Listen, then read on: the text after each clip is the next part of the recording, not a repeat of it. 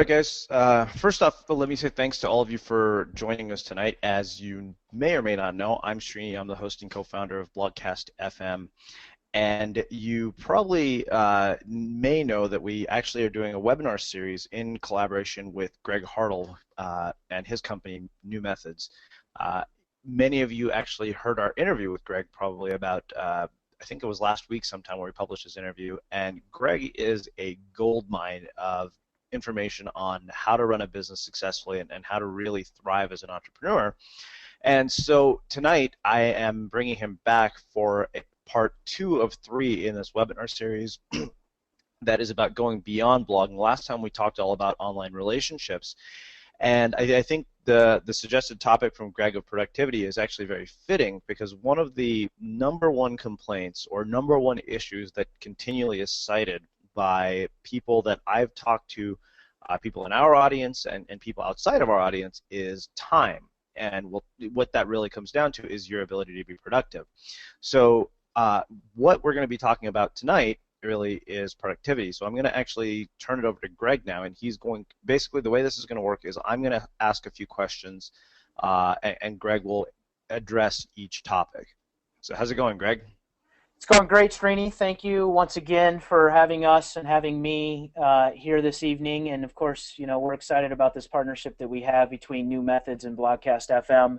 And things seem to go pretty well in our first webinar last week regarding networking online and offline. And I'm glad we're moving to the topic of productivity, as you said. This has been a hot topic for me as an entrepreneur personally, but also in my experience and how I've helped other people over the years. And what's cool is, you know, at New Methods, as you know, and I'll explain just real quickly to the audience that's here with us, you know, we have an online academy basically with the focus of creating courses, master courses in particular, to help you develop skills that you really need to succeed in this 21st century way of living that we're in today.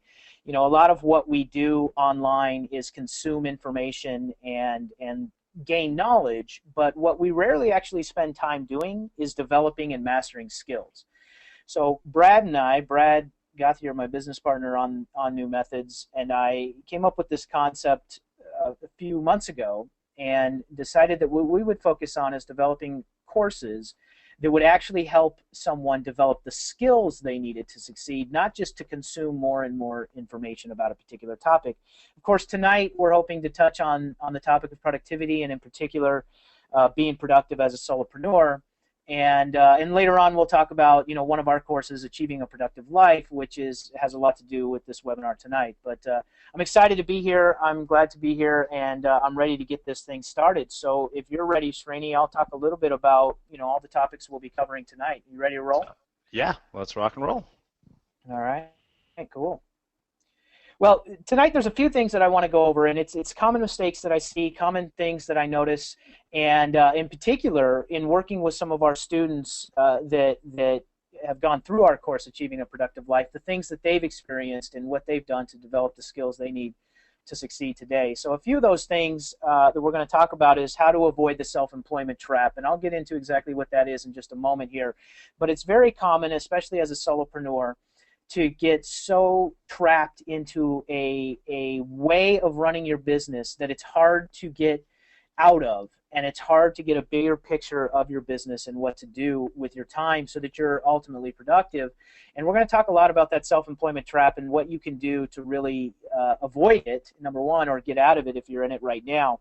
And that comes with the second thing we're going to talk about, is really understanding threshold experiences in a small business, and in particular a business that's run either by yourself or with just a couple of people, and how to overcome those threshold experiences, recognizing when those threshold experiences show up and what to do about each one. We're also going to cover critical roles that you play, especially in the early stages of your business. You know, you kind of have to play chief cook and bottle washer in everything that you're doing. And so how do you handle those roles well? What are those roles, and how do you handle them when it's just you or you and maybe one other person? And we'll talk about what we consider to be the best framework for optimal performance, which is what our Achieving a Productive Life course is built on, the STEM model, which we'll get into a little bit. And we'll also focus on what systems, what tools that you need to be productive, and how to manage those. And then ultimately, how to manage your own personal energy, because a lot of how you're productive with your business has a lot to do with you personally, and how you're productive it comes down to managing your energy and also your mindset. So we'll get into those as well. So I'm ready to roll, Srini. You have a first question? Yeah, give me just a second here, and we will get the ball rolling. So now that we've gone through the summary, Greg, let's talk about the self-employment trap. First of all, what is it, and how do solopreneurs avoid it? Well, yeah, that's a great question. Here's the thing about the self-employment trap. Most of us have some sort of idea and we start a business. It might be our blog. It might be just a topic that we're interested in. It might be a product that we've invented. It might be an ebook or a course that we have. And we get this idea that we're going to start marketing it, start talking about it, start building, quote unquote, a business around it. But inevitably what happens when we're a small business and we're a solopreneur just starting out is we oftentimes fall into this trap where instead of building a business, we've actually just created a job for ourselves. And yet, not only do we have a job, we now have all the responsibility of what a business entails plus the job. So, if you have a regular job, you at least get to leave and go home. You at least know that you don't have to cover the bills for the business. You at least know that there's a start time and an end time. But then once you launch your own thing, not only have you created that job for yourself that you have to do every day, you now have all those responsibilities of the business itself. And what you find is, while you have this sense of I'm going to go out and do my own thing, you realize that freedom has a price. That having that freedom to do your own thing and to be creative or to create something or to talk about something or to build an audience on your blog, for instance, or to have a website where you're selling something, that comes with a price. And oftentimes that price is depending on how well you can manage your priorities and your time. That price can be pretty significant. It can be all of your time. It can be all of your priorities. It can consume all of your attention. It can affect your health. It can affect your mental state and your emotions. So there's a huge price that is factored in becoming self-employed. And more often than not, we don't actually consider those things when we decide to go off and do our own thing. We think more about the financial impact of things on our lives, not having a paycheck or having to invest money in our business, or how are we going to make money with our idea. But we forget about all the other consequences and all the other pieces and components that are part of running a business, especially being self-employed. And what happens is all of a sudden we launch this idea, we launch this project or product, and we realize that daily attendance all of a sudden becomes mandatory. That every day we have to show up, and every day we have to talk, and every day we have to blog, and every day we have to put a status on Facebook and on Twitter, and every day we have to go to a networking event. And what we realize is it can oftentimes lead to a position of being overwhelmed. And this is very common and sometimes necessary in the early stages, but what you have to be able to do is you have to be able to create some level of separation between your personal life and your business. You have to be able to create some level of prioritizing to make sure that it doesn't become too overwhelming. You have to be able to leverage certain tools, implement certain systems so that you're still effective and efficient, which we're going to cover in a little bit.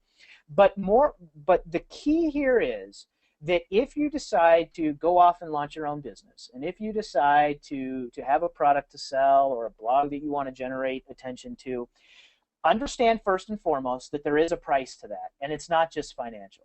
And then secondly, understand that that price, you get to determine how much of a price you pay. Because you have control, you get to determine. Now, what happens for most people is they get so sucked in that they lose sight of the fact that they're determining the price they're going to pay. And we're going to talk about that in just 1 second here with these threshold experiences that we're going to get into next. But I want people to recognize this idea that you don't want to build a business that you have to work for. You want to build a business that works for you. And we're going to talk about just how to do that in a moment. But it's so common for us to fall into this self-employment trap where we're working at it every single day as if it's mandatory instead of building something that allows us to have the flexibility that we wanted in the first place. And so what I want to go over next, Srini, is the threshold experiences so that we can kind of see the evolution of a small business or a solopreneur type business as it unfolds so that you know when you're in that self-employment trap what you can do to get out of it next. But Hmm. before I do, Srini, you've been a solopreneur. Give me your thoughts on falling into this trap where all of a sudden freedom has a price and attendance is mandatory. Well, it's funny because I'm in a unique situation in that we have to produce content on a regular basis because we interview people. I'm constantly scouting people. But last week I actually learned a very interesting lesson in this whole idea of productivity. And ironically, it had to do with the fact that the surf picked up here. And you and I talked a little bit about this via text messages. What was mind blowing to me was how much of this, hell we create for ourselves. I came back and I would be dead tired, so I would only have an hour or two to work, and it meant really just picking a handful of things to do or take care of, and only the things that were absolutely critical. And it was mind blowing to me how much of our time we spend on things that don't really matter all that Yeah. much. Well, And that's I was doing that's very common. and Very what I was common. doing was what I would normally spend an entire day doing. I was finishing within an hour and a half or two at the most. Well, we're going to get into that very thing here in just a bit. So I'm glad you brought that up. We'll cover that in a moment. So we want to go on to the next question, and one of the things you talk about is threshold experiences. So what exactly are threshold experiences for solopreneurs, and how do they overcome them? Well, the idea that you're going to start this business and it's going to be wildly successful from day one is probably not the case. And so what happens is you have these experiences that occur where you have to get over the threshold. You have to get over the hump. And it's natural for these things to happen, and it's very consistent. In 13 years of being an entrepreneur and being a consultant and then designing these courses to help people achieve ultimate productivity, I've seen the same patterns over and over again. Your business is a journey. It doesn't just start one day and it's wildly successful the next. It's a journey. It's a path, and through that path, there's very clear things that happen over the course of time. So the first thing I'm going to do is I'm going to lay out the 5 threshold experiences, and then the second thing for you to consider is where do you fit within these 5? You should always know where you're at within these 5. And then the third is, what do you do to get to the next one? Because the idea is to continuously build bridges to get from one threshold experience to the next threshold experience. Now, what happens for most is they don't realize they're having this experience because they're so engrossed in their everyday business that they lose sight that they're reaching a threshold experience. So they experience all this stress, pressure, because they're in the throes of their business, and then they give up, or it just becomes too overwhelming, or the financial implications are too much and they can't handle it anymore. When instead, if they just recognized where they're at in this journey of their business, and if they're close to a threshold experience, if you can just identify that and realize to build a bridge to get to the next one, you'd oftentimes overcome the challenges that you experience in those situations, and you wouldn't necessarily back out or back down in those cases. So let's quickly go through the 5 here. The first one is the obvious one, which is you pick some idea. You've got some idea and you say, you know what, I think I can make money at this. You know what, I can do this better than anyone else. You know what, here's an idea that no one's done before, or here's a way I can do it better. So the first thing you do is you pick that idea. But what you need to do right away is you need to determine if that idea is viable. And the first thing that solopreneurs often do wrong is they get so excited about their idea, they lose sight of the fact that they need to prove to themselves and to the world that it's viable. So the first thing you should be doing is just make sure that it's viable. Make sure that you can actually bring in money with that idea.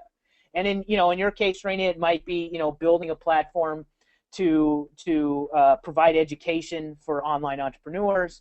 It might be in our case, building skill-based academy that people take courses at. Whatever it is, you've got to get to profitability as fast as possible. And the best way to do that is not to just simply, hang up the proverbial "we're open" sign, but to act, analyze, and adjust, which is that second phase. So you've launched your idea. The thing you want to do is act, analyze, adjust. So you want to test things, and you want to test as many things as you possibly can, as fast as you possibly can, to see what kind of results you're getting, to see if what you're doing actually is useful to the world or valuable to the world. So as soon as you launch, whether you're a real estate agent or you have an ebook that you're selling, start testing. Start testing different ways you introduce yourself. Start testing different ways you talk about what you offer. Start testing different landing pages if you have a website. Start testing different copy. You hear a lot about split testing, A/B testing online, but the same thing happens offline. When I go into networking events, I introduce myself differently to see how it resonates with people. If I'm talking about a new business, I talk about it one way, and then I go to another event and I talk about it differently, and I see how it resonates with people. So you've really got to act, analyze, adjust, because you have to get to profitability as fast as possible. I tell people this all the time. We get so focused on our vision and this grand idea that we have, we lose sight of the fact that once we get to profitability, we can spend literally the rest of our life on the vision, on the big vision. But we've got to get to profitability first. And that's the most scary thing, because you have to validate your idea. And there's nothing more scary than thinking that your idea is not going to work. So the first thing you need to do, act, analyze, adjust until you reach profitability. Then you need to start, once you've reached profitability, you need to start thinking about how much time do you spend working on your business versus working in your business. And many people have probably heard this term in recent years because it's become really popular from Michael Gerber's book, The E-Myth, and some other things. And you hear people talking about this. But the key isn't just to work on your business and in your business. It's to understand where you're at in your business to know how much time to do both. So if you're in the early stages and you're in those first, especially in the first year, but in particular, even in the first couple of years, the majority of your time at the beginning, in particular 90% of your time, should be in your business. But you need to have at least 10% of your time working on your business. The difference is that when you're working in your business, you're doing the daily functions, sales, marketing, operations, fulfillment, accounting, all those things you have to do to work in your business. When you're working on your business, you're thinking about how you can lay out your vision better, how you can inspire other people, how you can possibly offer a new product, a new service, how you can take it to the next level. And so once you reach profitability, then you have to start looking at your time as a solopreneur and saying to yourself, how much time am I spending in my business? How much time am I spending on my business? And then right there, you have to start putting time on your calendar to work on your business. Now, I've seen it go both ways. I've seen people spend way too much time on their business and not enough time in their business. Those are the people that are usually afraid of something. They're afraid of sales. They're afraid of communicating with people. They're afraid to embarrass themselves. They think marketing is evil. Whatever it is, they're usually afraid of something. So if you find that you're working on your business a lot, the question you should be asking yourself is, what are you afraid of? Then I see the other people who are very practical people that work in their business all the time. And those people have their head down so much that they never lift up their head to see, am I actually still going in the right direction? Am I still headed towards the ultimate vision that I intended when I first started? Or did I veer off to the left or off to the right somewhere along the way? So block out time to spend working in your business and working on your business. And we're going to get into specifically what you would do in each of those scenarios here next. But make sure the key here is to make sure that you block out that time. Because when you reach that threshold of profitability, then it becomes, how do I maximize it? And that's going to happen by blocking out time for on your business, in your business. Then you're going to reach a level where you've worked really hard and you've become successful at what you do, successful enough where you want to slowly start removing yourself. This is the next threshold. Slowly start removing yourself from specific aspects of your business. So typically, there's a series of aspects of your business. There's sales and marketing, there's operations and fulfillment, there's the technology side of your business, there's the accounting side of your business, and then there's the leadership side of your business. So the question you want to ask yourself at this threshold Am I in a position to start removing myself? And now when you remove yourself, that may mean you hire employees. That may mean you find a partner. That may mean you outsource. That may mean you have third-party vendors handle things that you normally handle. Whatever it is for you, start to figure out where you can remove yourself. Now, there's two things you want to look at when you're thinking about removing yourself. The first is, what are you not good at? Start there. So if you're really good in sales, make that the last thing you remove yourself on. If you're really good at systematizing things and making sure things flow efficiently, then remove yourself last out of operations. If you're really good at communicating with people and solving their problems, then remove yourself last out of customer service. So identify where you can remove yourself and start with what you're not very good at. The second thing that you can consider is what you don't like to do. Usually that's probably the same thing that you're not very good at, but not always. You know, there's things that I'm really good at that I just don't enjoy. So if I'm building a business and I'm in those early stages and I've reached profitability, I've been working on my business and in my business, and I start to see opportunities where I can pull myself out of certain pieces, I typically start with where I'm not happy. I don't particularly enjoy doing X. That's where I'm looking to replace myself. So when you reach that certain threshold, then you start to remove yourself. And what that does is that allows you to bring some freedom back to your schedule personally. We talked at the beginning that self-employment trap. What that does is it doesn't make daily attendance mandatory. It makes certain aspects of your business mandatory for you, but not every aspect of your business mandatory. And you start to free yourself up. And when you free yourself up, that does one of two things. That allows you to work more on your business or to do something else altogether entirely. So that's the next threshold is, have you reached a point when you can start to consider, how can I remove myself from the things I'm either not good at or the things I don't like to do? The key there is to do it very slowly and methodically. I've seen issues go both ways. I've seen issues where people just jump out and say, all right, take over, and they hire an employee or they outsource to somebody, and then it gets all screwed up. The culture isn't right. They don't understand the brand. They don't understand the voice of your business. They don't treat it as well as you do. So you don't want to bail. You want to methodically and slowly move away. And so you want to implement strategies where you can slowly hand over more and more work to somebody in that particular area of your business as you're seeing better and better results. I've also seen the opposite happen, where our business is often our baby, and we don't want to give things up. We think we can do it better than anyone else could ever do it. We think we know how to do it best. We think no one else will ever be as good as we are at it. And so we hold on tight to everything. But that will always keep you in the self-employment trap. So you want to be careful not to hold on too tight either.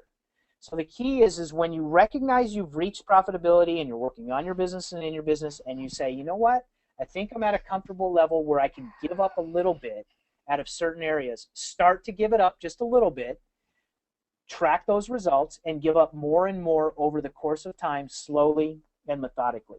Which leads me to the last threshold experience that you'll realize is at some point you recognize that other people can often do things better than you can, and that your best role in your business is to empower others. That's to empower others to be customers or clients, to empower others to work for you, to empower others to be good third-party vendors. So that last threshold experience is really getting in a position where you start getting great at empowering others to do jobs that you used to do. And hopefully they do them better than you've ever done them. And so as you get yourself out of that self-employment trap and as you reach each threshold, you start to realize that this isn't just solely about me, that I can actually empower others to do better than me and help my business do better by empowering them. But the key to this whole thing is understanding that your business is a journey, and there's multiple threshold experiences that you're going to pass. And when you're bumping up against them is when you normally feel the most resistance. That's when you get the most frustrated. That's when you get the most nervous or scared. That's when you're unsure about how how your business is doing. And the key is not to back down from threshold experiences. You have two choices. You either back down or you break through. And so if you can recognize each of these 5 threshold experiences and say, you know what, I'm just bumping up against this. So here's what I need to do. I need to spend more time working on my business and less time working in. Or I'm bumping up against this. Here's what I need to do. I need to remove myself from the things I'm not very good at. If you recognize that you're bumping up against it, you'll most likely break through instead of break down. So Srini, before we get into the next thing, I just want to get your thoughts on if you've experienced those personally, some of those threshold experiences and what you've done. Yeah, absolutely. It's interesting because, and some of you guys have, if you're Blogcast FM listeners, you've probably heard me mention this. One of the things that I absolutely hate doing, but I'm still doing, is editing our podcast, because, outsourcing it right now isn't the best use of our money. But what you may not know is there are certain components. One, I think that I have a notorious reputation for is I make a lot of small typos and grammar errors, and so what goes on behind the scenes from from systematizing things is all the show notes. I write up the show notes, but in terms of putting the posts out on WordPress, in terms of the bios for each author that are at the end, in terms of sending out the initial tweets on Twitter to start promoting the interview, all of that is actually done by our editor Capson. We basically, but Greg brought up a really interesting point that I want to comment on, and he talked about the importance of working in your business. And the truth is that in order to really effectively outsource, you have to understand the process of your business. So when I'm ready to outsource the editing, it's going to actually be really easy because I've done it myself for so long. I know exactly what needs to happen, and it's really easy to give somebody a system. Whereas if you basically try to jump the gun, I think, from one threshold experience to the other too quickly, you can run into exactly what Greg is talking about, where you have this sort of disastrous experience where it doesn't work. The thing is that the nice thing about working in your business for a while is that it gives you a level of intimacy with your business to develop really effective systems. Great point. Fantastic point. So, well, let's do this. Let's move on to the next question. One of the other things you talked about, and this is actually something I'm actually really excited to hear because I feel like I've kind of lived all of these and breathed all of these myself, and we all kind of do. What are the 4 critical roles that early stage entrepreneurs play? Well, I've built in fact, New Methods will have an entire course on these 4 key roles right here at some point. And I'm not going to get too deep into these as much as I want to talk about them in relation to productivity, since that's the purpose of our webinar tonight. But it's important to recognize that as a solopreneur, there's 4 main roles that you're playing every day. And the key that I've noticed in working with entrepreneurs over, a dozen or so years here is that we lose sight of these all the time. So your calendar, the use of your calendar, which we're going to talk about here next or in a little bit, is so critical to make sure that you're blocking out time to switch hats. Take on one hat or one role, put off the others for now. Then put on another one, put off the others. And the 4 key roles, as you see here, is number 1, being a business owner. This is the most overlooked role, ironically, for most solopreneurs. And here's what I mean by that. A business owner's job is to manage the asset. You are building an asset, something of value. And it's your job to make sure that it's long-lasting and sustainable and that it produces the financial results that you need and want it to produce. So as a business owner, your sole function is to make sure you manage that asset really well. There are 4 key components to managing any business asset. The first one is the team. The second one are the systems. The third one is the heartbeat of your business, which is the cash flow. And the fourth one is debt leverage on your business. These are the 4 most critical things. I've for years have been a part of a private equity company buying and selling businesses. And I'll tell you, the only thing I look at when I'm looking at buying a business are these 4 key components. I don't care what the product is. I don't care what the marketing strategy is. I don't care how much sales they have. I can change all of that at any moment's notice that I want to change it. But the 4 things that I need to know about are: who's the team behind this asset? What are the systems in place to make sure this asset runs effectively and efficiently? What is the cash flow situation to make sure that the heartbeat continues to beat month after month? and what is the debt leverage on this asset, meaning have they taken out any loans? Do they owe anybody money? Because that has a serious impact on how well this asset will perform over the long stretch of time. So as a business owner, you should be blocking out time on your calendar to put on the business owner hat and play that role. You should be looking at your team. You should be looking at your systems. You should be looking at your cash flow, and you should be looking at your debt leverage. With regard to team, we'll talk about that in a moment. With regard to systems, we're going to get to that too. Cash flow is pretty straightforward. All truth is in the bank account. You're either making money or you're not making money. And you need to hustle and do whatever it takes to make the money you need to make within your business. Of course, there are certain things you can do that we won't get into on this webinar, but there's certain things you can do to improve your cash flow without question. But the easiest thing that you can always do to improve your cash flow is to monitor your profit and loss statement, to monitor the cash, the income coming in, and the expenses going out consistently. So put on that business owner hat and make sure that you're managing the income going out, or monitoring the income coming in, and the expenses going out. And then the final piece is the debt leverage, which is often, not always the case for solopreneurs, especially online entrepreneurs. We try to keep our debt leverage to a minimum, but there are times where we might take a loan, we might take a private loan, we might take a bank loan, something like that. The key there's two keys here. Number one, never, ever, ever, ever, ever, ever, ever over leverage, because it's so hard to overcome over leverage. We've seen that across the world, really, in the 2008 kind of financial mess. The whole linchpin in all of that was too much over leverage by too many people. You don't ever want to do that in your business.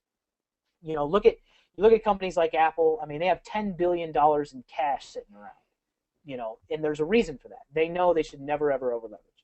The second thing is that you want to have proper reserves. There will always be a downtime in your business, always. No matter who you are, how great you are, there's always a downtime. So you want to be building up those reserves. I, at a minimum, typically like to have 6 months worth of expenses saved up. That's my reserves. That money is not used on anything other than sitting there in case I have a downturn. And that's all it's doing. And so you want to consider, when you put on that business role hat, managing those 4 things. How are those 4 things doing?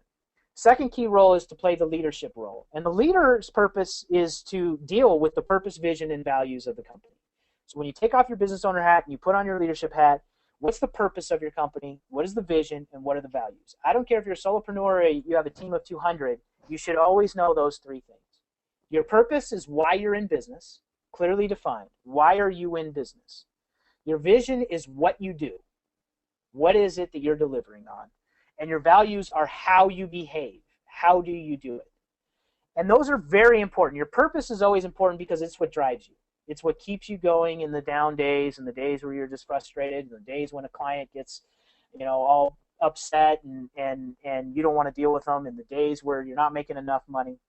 Your vision is important because your vision is going to drive the behaviors. So if you don't have your vision clearly defined, you're going to be behaving sporadically all over the place, and you're going to find yourself going a million different directions and not staying focused. And then the third thing is your values, how you behave. Those are just as critical as well, because values are not nearly as important when things are going well. But when things go poorly, or you have to make a really important decision, you always make it from your values. So consider those 3 things when you put on your leadership hat: purpose, vision, values. Manager is pretty simple. When you manage, you're managing people and you're managing data. So in this case, you're managing a team and you're managing systems. Even if you work for yourself, you should be putting on your manager hat and evaluating yourself. So how are you as a marketer? How are you as a salesperson? How are you as a customer service rep? If you're playing those roles, evaluate yourself honestly in each of those capacities, because that's how you find that you're reaching a threshold experience and you say, you know what, I need to remove myself. I am a horrible customer service rep. I have a great product, but I just particularly don't like to deal with people, you might say to yourself. Or you might say, you know what, I just don't like sales. I really need to remove myself. So as a manager, when you put on your manager hat, evaluate yourself. How are you doing in each of those roles as a solopreneur? And then finally, implementer. Implementer is the one where we spend the majority of our time, and we typically overlook the previous 3 that I just mentioned because we have so much to do, right? So implementer is all the things that actually have to get done, like writing a blog post and publishing it, or sending out an email, or processing, if somebody purchased something and you have to mail it out, mailing it out. So all the things or answering a customer service question that somebody emailed you, all those implementation things that you have to do, we spend far too much time implementing and not enough time being business owner, leader, manager. So here's what you do.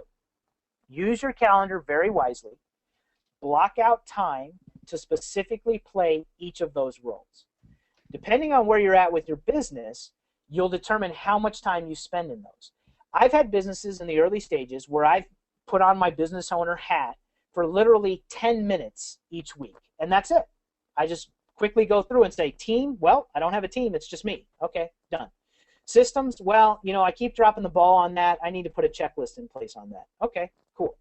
Cash flow, all right, I'm not making enough money. I need to be a better salesperson, and my manager, which is me, will talk to me about how to be one or get me out of that role. And then debt leverage. So you might just play it for 10 minutes a week. You might play that role for 30 minutes a week. You might do it every other week. The key is that you do it consistently. So put on one hat, take off the others, put on one hat, take off the others, and do that for each of those 4 key roles. It's absolutely critical that you do that, especially if you're a solopreneur. Srini, have you noticed that with yourself, that that you've had to play all those different roles and how you've balanced it? Yeah, without a doubt. It's funny. I mean, and you guys have heard me probably mention this on the podcast. If you're podcast listeners, I always say that one of the big shifts in the way we approach Blogcast FM was to stop thinking of ourselves as a podcast and to start viewing ourselves as a media company. And one of the things that Greg is talking about is looking at what you do as through the lens of a business owner, and it's something that I think about. This is something they talk about in what the Landmark Forum. It's called context, right? And to kind of set a very simple backdrop for you guys, your context actually will determine all of your behavior. So when if you're going through life and saying, hey, I'm just a blogger who's trying to make money from my blog, well, you'll behave in a certain way. Whereas if you say, hey, I'm a business owner and the blog happens to be a vehicle through which I'm spreading word about my business, it's amazing how different your behavior is. Like, think about the implications behind each of those 2 statements and what you'll do because of that.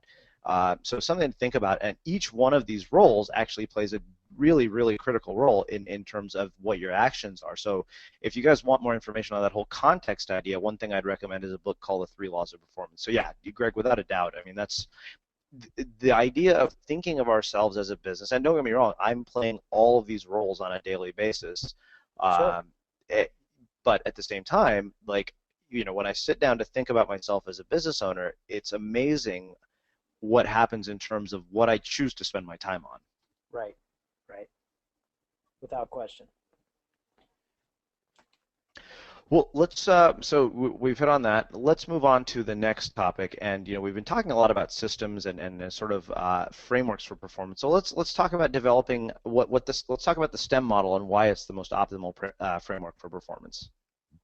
Okay, so the STEM model, this is what our New Methods Master Course is built on, Achieving a Productive Life, which we'll talk about later. But the whole thing is you have to have a framework to handle all this. So everything that we've talked about so far, the key roles that you play and avoiding the self-employment trap and being a solopreneur, it all comes down to what is your model or your framework for managing your priorities and your time.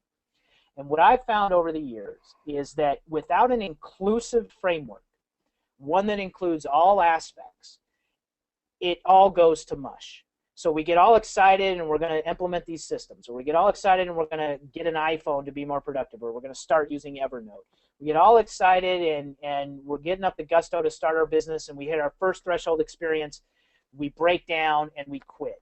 So the way you get through all of that is by having a framework for optimal performance. And in my opinion, and in our research, which we've done extensive research on, the best model that we've discovered is one that we've invented, which is called the STEM model, which stands for Systems, Tools, Energy, and Mindset. So the idea here is that you have an all-inclusive, functioning model to make sure that you reach that optimal performance with your productivity. And we're going to go through each of those here in just a moment. But briefly, the key to systems is to make sure that you're managing your workflow and your commitments. You're committing to things every day. Sometimes you don't even know you're committing to them. You have to have systems that allow you to process all of that workflow and commitments. The key to tools is to make sure you're leveraging them so that you're more efficient and effective, that you're not just playing with tools because they seem fun and interesting, and that you're not adopting tools because you think you need to, and they end up making you less efficient or less effective. The key to energy is to make sure that you're channeling your energy in ways that you're personally productive. And the key to mindset is to make sure that you do the things you need to do mentally to make sure that you're focused and committed. So I want to spend the rest of our time here, Srini, on this STEM model and how to apply it. So let's get, what's the next thing on our list here? Well, we're going to take a quick break really quick and actually talk about the Achieving a Productive Life course that you guys are offering. So before Greg tells you a little bit about that, I want you guys to know a little bit about my relationship with Greg and why I actually think very highly of the work that he does. So, just so you guys know, I came across Greg about a year ago when he started his journey, and for those of you who haven't listened to it, Brad, I actually have the link pulled up, but I can't seem to share it here. I'd love, if you can share our interview with Greg from Blogcast FM. He really, honestly, you get such an in-depth view into his life, and just to give you the quick summary of it, Greg literally walked out of his door with $10 and a laptop a year ago and nothing else, and now he's here doing this for you guys. And it's really mind-blowing to see what he's achieved.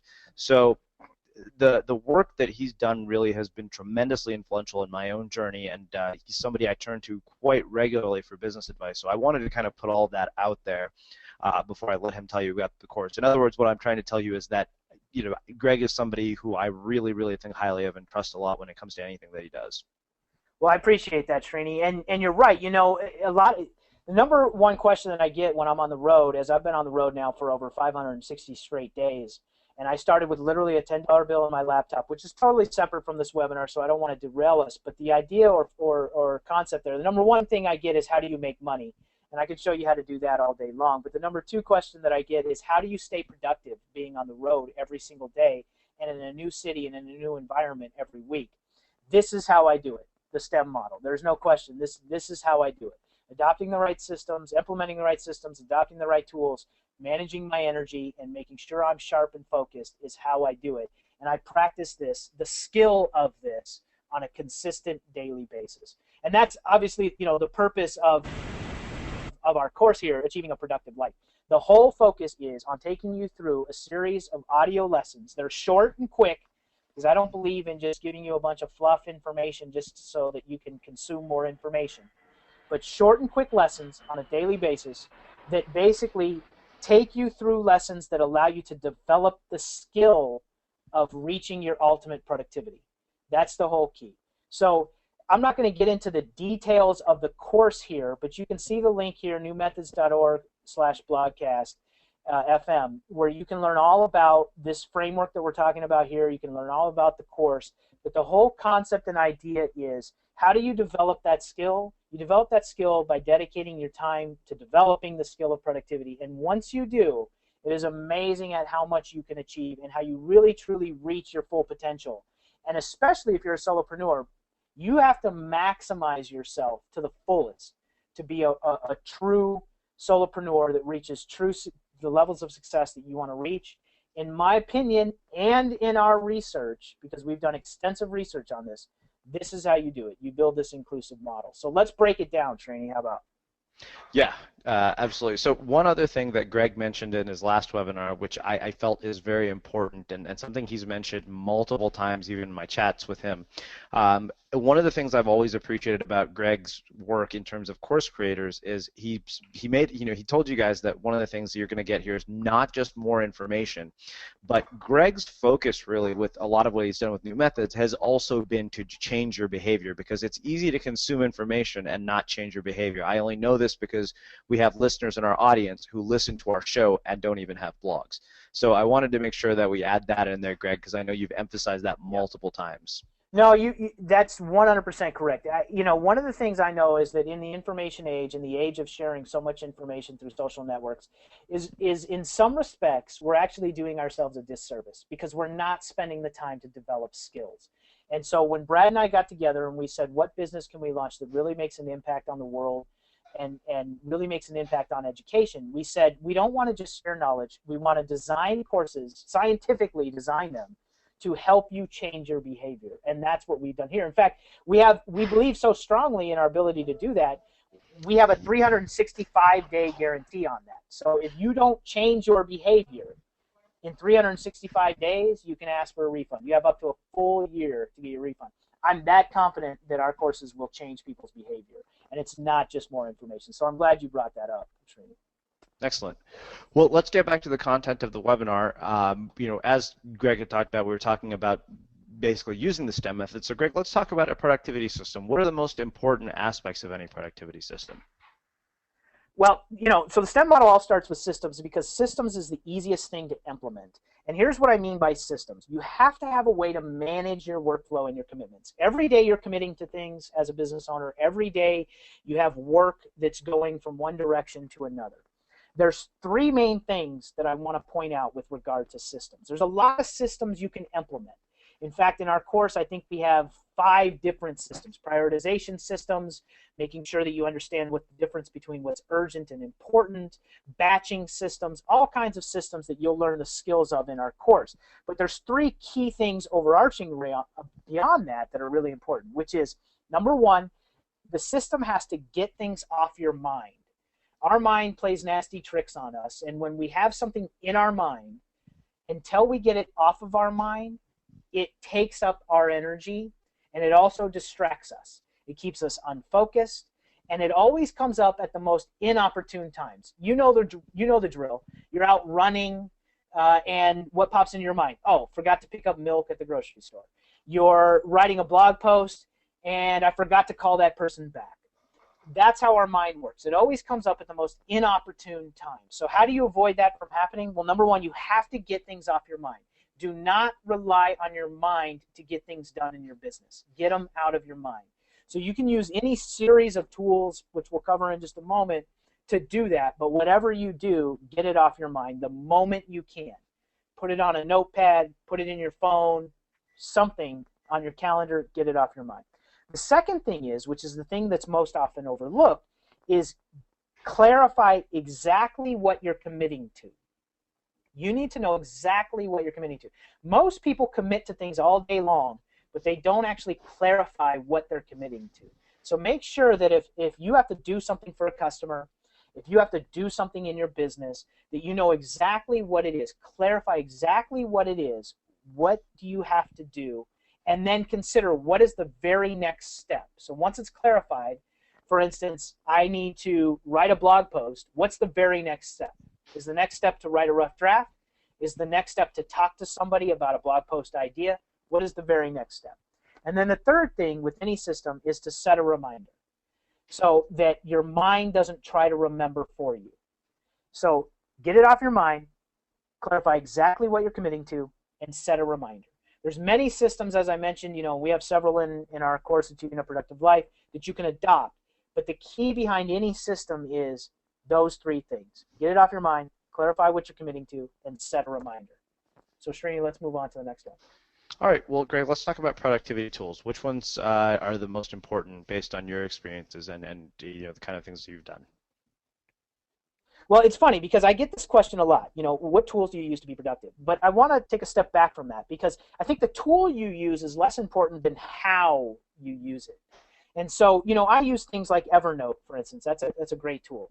Gmail, Google Calendar, great tool. But the tool you use is far less important than how you use it. So there's really 3 things that you need to do here.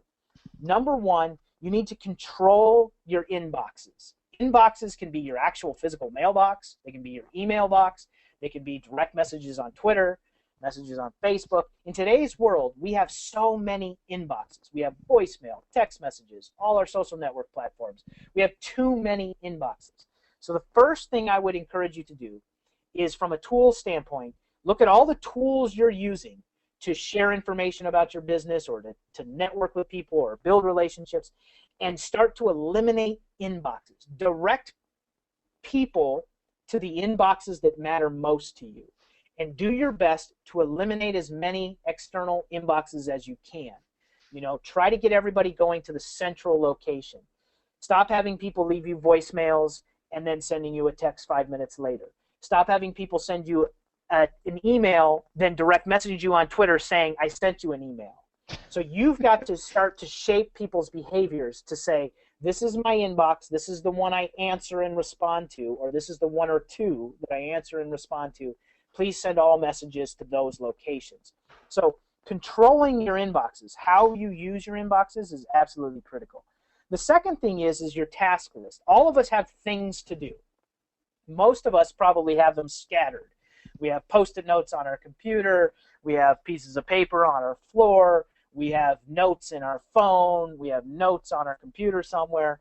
The key here is to have one task list and make it actionable. Most of us have projects we want to do. A task list is not the same thing as a projects list. So if you have the project of interviewing 500 people for your blog, that's a project. That's not a task. A task is sending an email to John Smith to see if he wants to be interviewed. That's an actionable task. So with your task list, get them all condensed into one, and then make every item on your task list actionable. If it isn't written in the form of action, it's less likely to be done, number one, and two, it's more likely to create overwhelm. So do your best to keep all your task lists in one place and make them actionable. And then the third thing is to optimize your calendar. Guard your calendar with your life. That is your life, because time is everything. So the best way to manage your time is to manage your calendar really, really well. Make sure that it's managed with your top priorities and that nothing goes on your calendar that is not something that you've approved, that you agree with, that you're the best person to be involved in, and that has a very clear time and date that it must get done. So it's a phone call, it's a meeting, it's an assignment, whatever it is, put that on your calendar. But don't let your calendar go wild. Don't let anyone have control over your time, and let your calendar just fill up with random things that you're doing. And as we talked about earlier, use your calendar to play those key roles in your business. Business owner, leader, manager, and implementer. Use your calendar to block out time you're working on your business and in your business. A calendar can be incredibly effective, probably the most effective productivity tool that you'll ever adopt. But the key there is that you manage it really well. You optimize it by protecting it. So regardless of what tool you use, make sure it's not what tool you use, it's how you're using it. Develop the skill to use tools incredibly effective, because every tool should be leveraged to increase effectiveness or increase efficiency. If it's not doing either of those things, it's hurting you, and it's definitely hurting your business. So stay focused there. We can move on to the next one, Srini. Okay. Do you mind if I add a couple of things to what you just said? Go for it. Okay. Go for it. So Greg's point about controlling your inbox is absolutely brilliant. I can totally relate to that. I have inboxes everywhere, direct messages, Twitters, Facebook, stuff like that. But the two things I want to comment on are the calendar and the task list. First of all, in the task list, one of the things I've noticed in my own experience and in terms of other people is people have this idea that they have to fill that task list with as many things as you can get done in one day. And believe it or not, what I have found is productivity is kind of an animal that feeds itself. In fact, the irony of it is if you do less in one day, you'll actually end up getting more done in a week. Because you'll actually do all the things, and I think Greg made a great point about making all those things actionable. In fact, if you remember the interview that we did with Cameron Harold from Back Pocket COO, he said you really want to focus on the critical few rather than the important many, and that could mean the 5 most important things you have to do every day. In fact, even if you look back at some of the oldest goal-setting programs, like Zig Ziglar stuff, he talks about identifying what those 5 things are every day. And believe it or not, that does work really well. So just one thing I wanted to add before we go on to the next part. All Excellent, right? excellent. And by the way, Srini, I'm looking at the time, and I know we're a little bit behind, so I just wanted to let's pick up the pace a little bit, and Sure. Let's talk about personal energy and what things you have to remember. I get so passionate about this stuff, I can just talk all night. So you got to rein me in a little bit. Here we go. All right. So the next thing that we're going to talk about, the third part of the STEM model, is energy, and this is the one that's overlooked the most. In fact, it's almost never talked about. If you read any productivity blog, productivity book, they never talk about one's personal energy. They're always talking about external things. You notice that the first two things we talked about were external factors. Systems and tools reside outside of you. The next two things we're going to talk about, energy and mindset, reside inside of you and are much more important to your personal productivity in your personal life and with your business. And that's why we've developed in our course, Achieving a Productive Life, that's why it's developed around the STEM model, because it has to be inclusive. If you're missing either side of that, external or internal, you're not going to be nearly as productive as you could be. So energy, let's just quickly talk about a couple of key aspects here. The first is, a lot of people think that they get energy. You don't get energy. You channel energy. You literally have inside your body right now enough energy to power the entire North American continent for one full week right now. And you're probably yawning and tired because it's getting late, but you have that much energy inside your body. You don't get it, you channel it, or you give it away. It's important to recognize that, because once you make that distinction, you start to realize that, wow, my calendar is really important, because I'm either channeling my energy to be more productive with that time, or I'm giving it away. I'm giving it away to a television. I'm giving it away to people that aren't helping me. I'm giving it away to people that have urgent things but aren't important to me. So make sure you make the distinction first and foremost that you're either channeling your energy or you're giving it away. The second thing is that when it comes to energy, willpower comes and goes, and it will always come and go. But environment is 24/7. This is an important thing to constantly remember. What does your environment look like? And your environment includes your relationships. So consider, what does your workspace look like? What does your office look like? What do your relationships look like? Personal and business relationships. And when we go through, in our course, we have people go through exercises. Our students go through exercises to examine all the areas of their environment, their car, their house, their office space, everything, to make sure that their environment helps them achieve optimal performance. Absolutely critical. Your environment will have more to do with your energy level than any energy drink you drink, than how many coffee cups you have in the morning, how many times you went to Starbucks today, or how much willpower you think you can fight through. None of that will matter as much as your environment around you. Your environment will help you channel your energy in amazing ways if you manage it correctly. And then the final thing is to really focus on three key components, which is nutrition, body work, and stress management. Stress management being the most important. We won't get into nutrition or body work in this webinar, but stress management I want to cover one quick thing on, which is this. You don't want less stress. You want greater capability to handle stress. And so how do you do that? You do that with everything we've been talking about up to this point. You do that by understanding threshold experiences and by implementing the certain things that we talked about earlier to get past threshold experiences. Instead of breaking down, you break through. Because every time you break through, you increase your body's and your mind's ability to handle stress. So the next time something that stressful comes up, it's not nearly as stressful anymore. But what most of us do, as soon as we reach a certain level of stress, we back down because we're afraid of that stress, or that stress is wearing us down, or it's too much stress. But in reality, if we were to break through that stress, we would increase our tolerance, our stress tolerance, and then we would be able to handle those things at greater levels. So consider that when you're considering your energy. And we'll move on to mindset, Srini. All right, let's move on to the mindset. I know we're getting close here. I see some people dropping off, so let's get right into it. Sure. So the final thing I want to talk about, which is absolutely the most important, which is your mindset. It is without question, you can implement all the systems, all the tools, you can manage your environment to perfection, and you'll still fall short if you don't have a solid mindset. So in our courses, what we try to do is we walk you through a series of exercises that deals with things like procrastination, analysis paralysis, fear, and resistance. Those four things you have to overcome, and there's very clear, specific strategies for overcoming each of those. But for the sake of our webinar this evening, what I want to point out with each of those is it comes down to practice. You have to practice handling fear. You have to practice dealing with resistance. You have to practice breaking through procrastination.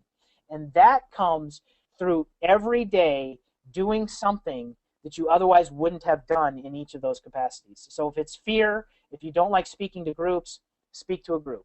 If you don't like meeting people at networking events, go to the networking event. Break through those resistance levels. But the key here is with the STEM model, you have to have all four. If you really want to be productive as a solopreneur, you have to have all four: systems, tools, energy, and mindset. Awesome. Well, let's see. We have some final thoughts before we take questions, and then we'll start wrapping things up. Sure. So yeah, if anybody's got some questions, get those questions ready and we'll answer them here. I know we're running over a little bit, but the final thing I would want to say is that amongst all of this, the idea behind being more productive is to unleash your creativity and to unleash your potential. So if you're doing this, it's not to do more, it's to do better. Remember that. The idea of being more productive is not to do more, it's to do better. So the key here is develop the right framework for you. And if it's our framework, great. If it's not, that's fine too. But develop the right framework for you that doesn't simply allow you to produce more, but to actually do better. To do better in your business, to do better in your personal life. That's really the key to me. And that's what we try to build, our course around, and that's what we try to talk about when we're talking about the STEM model. Do you have any final thoughts, Srini, before we jump into questions? No, I mean, I think your point there about doing better rather than just trying to do more is actually very significant because, if you're just doing more and it's still lousy work, you're just doing more lousy work. So that's really not the idea behind this. And I think that, it's interesting. We look at productivity, and I think a lot of what we've been taught traditionally about productivity is kind of screwed up. I mean, work 8 to 10 hours a day. Like we measure face time essentially. Yeah. And I'll share one final thought actually on that. And it's from the guys at 37 Signals. I can't claim credit for this stuff, but they said we treat workaholism in our culture like it's something something to be proud of, Right. and which I think is absolutely retarded. So that's my only thought on that. And as I mentioned earlier, as Greg said, as we're talking, last week happened to be one of the most productive weeks I ever had, and I was hardly ever in front of the computer. Not surprising at all to me. So I think we're at questions point. I don't know if anybody has any questions, but yeah, feel we've free still to got ask about 20 people in here, so go ahead and ask questions. I don't know if I can even see the questions come up. I can see them on my end if anyone Okay. has anything to share. We'll give it just a couple of quick minutes here, see if anybody has any specific questions. But what I'm hoping people are taking away tonight is really the idea to build that framework for you, whether it's the STEM model or another one, although I happen to be biased towards that, of course, to make sure that you're managing your priorities within your business really well and that you're playing each of those roles really, really well, because that will make all the difference in being a productive individual as a solopreneur, without question. I'm not seeing any questions. Oh, here we go. I do have one. All right, so Scott is asking, how does someone who is managing 2 jobs apply the principles around systems when pulled in opposite directions? Scott, it's a tough position that you're in, and you're managing 2 jobs. But I think that the one key thing that immediately pops into my mind is having, one of the things we have in our course, for instance, is a matrix, understanding the difference between what's urgent and what's important, and putting your priorities and your tasks and things that you have to do in 4 different categories to decipher what's urgent and what's important, to manage that really well. For you, when you have 2 jobs, the whole key is managing what responsibilities you have in each. And so you have to be able to quickly examine what you have to do and say, this is a higher priority than this. This is a higher priority than that. And that's not always an easy thing to do. But if you have some sort of matrix that you're working off of, even if you develop that matrix in your own mind eventually, then what you'll do is you'll start to prioritize exceptionally well. And I've found in the students that we've worked with that the way that they've done that is to practice with that matrix so that they get to the point where they can prioritize anything as fast as they need to know this is most important, this is second to most important, this is third most important. And it's a constant reshuffling anytime anything new is in. But there's no question, Scott, that you have a big challenge managing two jobs and different priorities amongst both of them. So I'm hoping that's helping. That's the first thing that comes off the top of my mind. I don't know if you have anything to add to that, Srini. No, I mean, I think Greg really nailed it. I mean, like I said, I'm in an unusual position in that I have, I'm fairly self-employed, but I think a lot of what he's talking about is relevant. And Scott, I guess there would be one other thing I would add. Often, one of the things that's actually advantageous is when you don't have much time, because then you're kind of forced to say, okay, what really is the most important thing I can do? You don't really waste a lot of time on anything that's irrelevant, which I found often the more time I have, the more time I waste. Perfect. So Bonnie is asking, you mentioned Google Calendar. Can you go into more detail? Also, is there a program you can share events you attend that others may want to know about without sending out individually? I'm not sure about the second part of that, Bonnie. Maybe Srini has something on that as far as sharing events you attend. As far as the first side of that, I'm a big proponent of Google Calendar because what I do is I sync my Gmail account on my computer or in the cloud and on my phone so that I have access to my calendar instantaneously no matter where I'm at and what I'm doing. And so I can update calendar events on my phone. I can update them on my computer. I found that to be the most effective way to make sure that I'm managing my calendar really well. The second thing I do is I block out my time on my calendar in advance. So once a week, I'm playing each of those four roles: business owner, leader, manager, implementer. And I block those times out on my calendar. I block out focus days where that time is only spent on working on my business. I make sure that I'm blocking out sections on my calendar, and I color code them. I get a little creative, and I color code them so I know what color each is. And I know that if it's a certain color, it means I'm working alone. If it's a certain color, it means I have a meeting with someone else. But most effective thing there is to use a tool like Google Calendar that you can have it in your pocket anywhere and everywhere that you are. Mm-hmm. One other thing I'd say for the calendar component for Bonnie is to check out something like Tungle. Tungle is actually really nice. It enables you to not send 20 emails back and forth. When it comes to scheduling, you can actually basically send people a link to your Tungle calendar, and they can schedule things accordingly, and then it'll automatically get added to the Google Calendar. So that's one tool that I know a lot of people use, and it does definitely add a lot of efficiency to the whole process of scheduling and managing your calendar when it comes to bringing other people in. That's actually a really good point. I've used Tungle for sure. So, Srini, let me do a quick recap so everybody can get off of here and go enjoy the rest of their evening and what they have planned. But I do appreciate you guys, Scott, Bonnie, and the others who have stayed with us here tonight and have gone over time, and hopefully you've seen some very valuable or received some very valuable information. But I think the key is remember to avoid that self-employment trap. Build a business, not a job. Don't make daily attendance mandatory, and you do that by committing to playing all four roles: business owner, leader, manager, implementer, and working on your business and in your business appropriately when you reach those thresholds that we talked about earlier. In my opinion, and based on our research at New Methods, adopting the STEM model, having an inclusive model, handling the outside things, the external factors like systems and tools, and the internal factors like your energy and your mindset is critical. And that comes from developing the skill of achieving productivity. And manage your commitments systematically. Don't rely on your mind. Leverage tools that eliminate unnecessary distractions. Make sure that when you do that, you're not adding tools, you're using them to eliminate stuff. Channel your energy, don't spend it, and work on that mindset. You always have to work on that mindset without question. Srini, any final thoughts that you want to add to that? No, not really. I mean, I think Greg really has done a phenomenal job. And as I said, part of the reason we chose to collaborate with Greg on this is I've always been a very, very huge fan of everything that he does. And if you listen to our interview with him, you'll see that he really does have just an insane knowledge about being an entrepreneur that is definitely, just to give you guys one other testimonial for how highly I think of Greg's work. As you probably might know if you're a listener of our show, we recently had a literary agent, and I've never done this for any of our interviewees, but I emailed her and I said, you need to talk to Greg. This guy needs to write a book. So that should give you some idea of how highly I think of his work.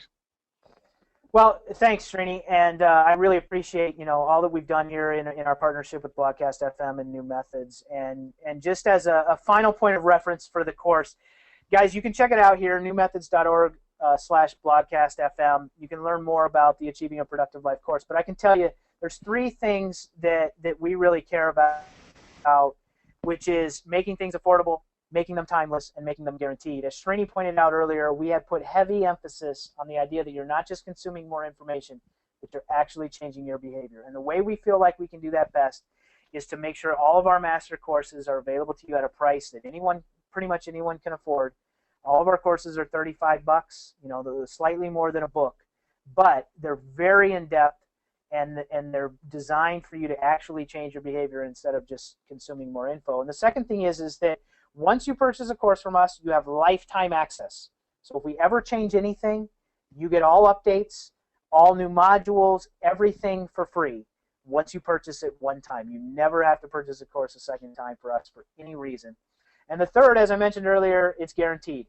We truly believe so strongly we can change people's behavior through our courses that we give you up to 365 days to do it. And if for some reason we haven't been successful in helping you do just that, you can always ask for a refund, and we're happy to give it to you, although we don't anticipate that happening at all, because we really have designed these courses in a way that we truly think will help you achieve what you're trying to achieve. And I hope you guys really enjoyed it, and I hope you guys will check it out. Go to newmethods.org/blogcastfm. You can get all the detail there. And obviously, if you have any questions, you can always get a hold of me or Srini. We'd be happy to help. And Srini has been kind enough, Blogcast FM has been kind enough to also offer you, for anyone who purchases the course this evening, Srini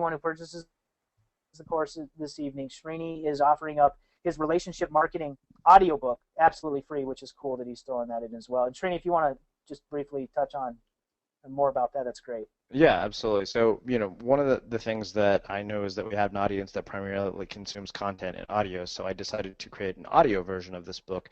And I think the nice thing is that this book is really relevant to our last webinar that we did with Greg. It's all about how I've built my network online, and how I've leveraged relationships to grow my traffic, to get opportunities to do freelance work, and how a network can be one of the most important things you build, and how it can really influence your journey. So as Greg mentioned, if you guys buy the course with New Methods, you'll get the relationship marketing audiobook absolutely free. Excellent. Well, thank you guys. I don't want to use up too much more of your time here tonight, because after all, we're trying to all be more productive. So so let's not do that. And Srini, thank you again for having me. And by the way, we'll have a third course or a third webinar coming up, which everybody will be notified. And Srini, I'm sure you'll send out some info. Yep, absolutely. We'll get the promotion going for that very soon, so stay tuned, and thank you guys, everybody, for joining us. Have a good night. Good night, everybody. All right, bye.